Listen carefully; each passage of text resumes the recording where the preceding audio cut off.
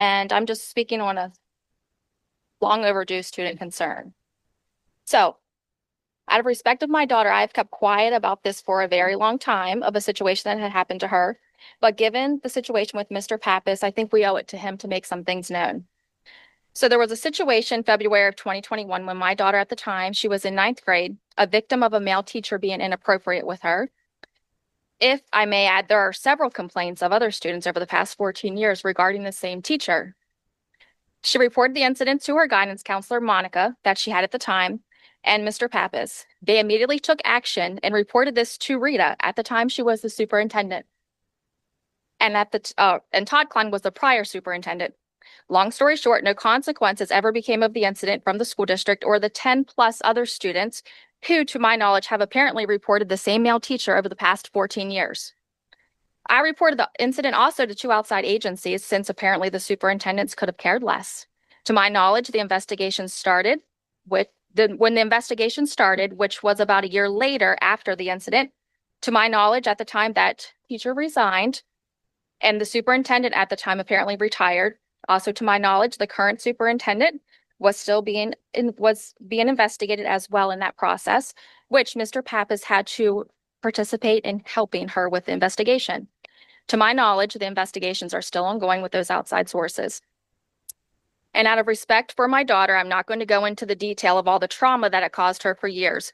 But just imagine being a student that this happened to, and every day you have to go to school in fear of running into this teacher or have other teachers talk, gossip, or even spread rumors that are not true about you. My daughter also had confided in another teacher who was a female, and my daughter told her about the incident that happened with that teacher. And the teacher's response to her was, "I don't believe," meaning the male teacher, would ever do something like that. My daughter felt as if she was the one being punished. She had to drop out of her one honors class that year because that was the only teacher who taught that class. And obviously, given what she experienced, she wasn't going to remain in that class. As well as some of her teachers treating her differently for speaking up about what a teacher did to her, my daughter was an honor student, respectful, never in trouble, honest, and quiet. She's now in college. She also made the dean's list. And anyway, the only two people who ever stood up for my daughter were Mr. Pappas and Monica. They were constantly being retaliated against by the superintendents over this incident. Mr. Pappas still to this day. One of his punishments were for speaking up, his transfer to Summitview the following year.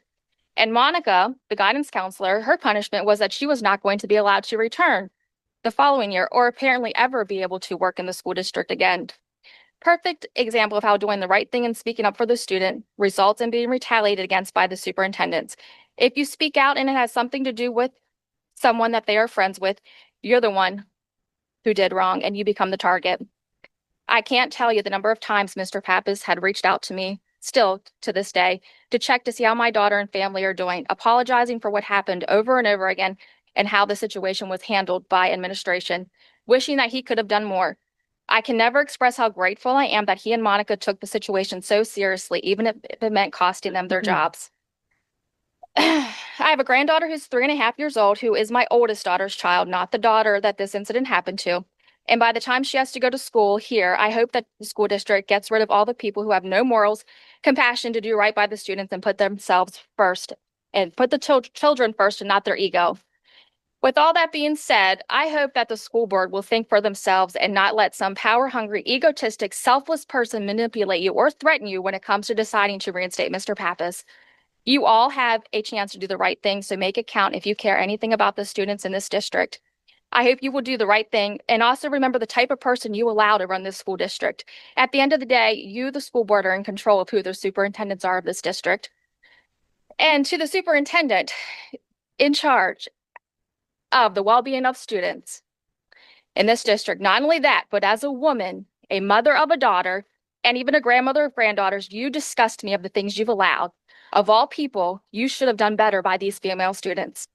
These inappropriate incidents happened over the years.